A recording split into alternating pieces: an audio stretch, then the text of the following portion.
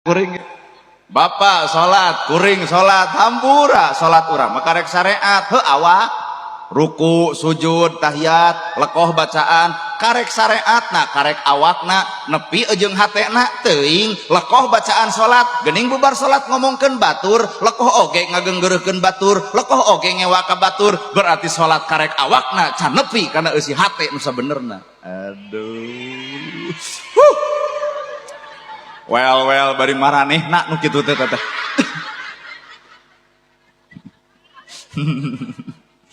keheul atuh dah sabodo tuh matak cahaya ilmu teh ngawang-ngawang di awang-awang loba ilmu teh ngan deuk euteup di saha harta naker da Allah mah beunghar ngan euteup teuing di mana tah anu bakal kaeunteupan ku ilmu nu bakal kaeunteupan ku harta saha hiji we jelema nu bersih hate labab lamun jelema boga ilmu bareng jeung bersih hate bakal tawado jelema kotor hate boga ilmu bakal sombong leuwih luhur ilmuna leuwih nyeri hate batur ku bibirna.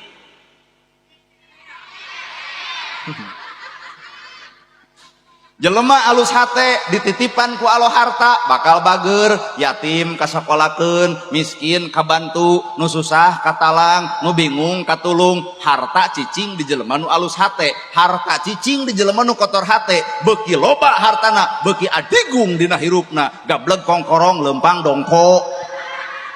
geulang teh dieu nepi ka dieu gigi brig ieu ke ustad emak mah kumasia imeh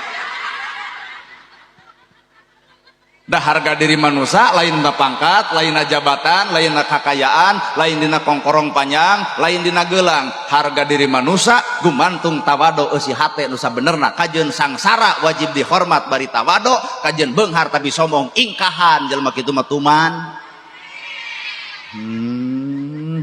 Ai urang mah gedong sigrong mobil mewah sawah lega kajeun hirup nyeri hate aden we raden coba nu sangsara imah butut dahar saaya-aya da eueuh jelema nu ngahargaan ka si eta padahal lalajoan mah batinna eusi hatena lain kaayaanana. Bener matak ieu ibu di jilbab make gamis demi Allah can sanggup nyebut soleh ka ibu nah da ieu mah ngalusan cangkangna eusi hatena mah teuing bawa balik ti dieu ngomongkeun urang bawa balik tidak ge ngocobrot ngomong kenung gigireun bau kelek si eta ih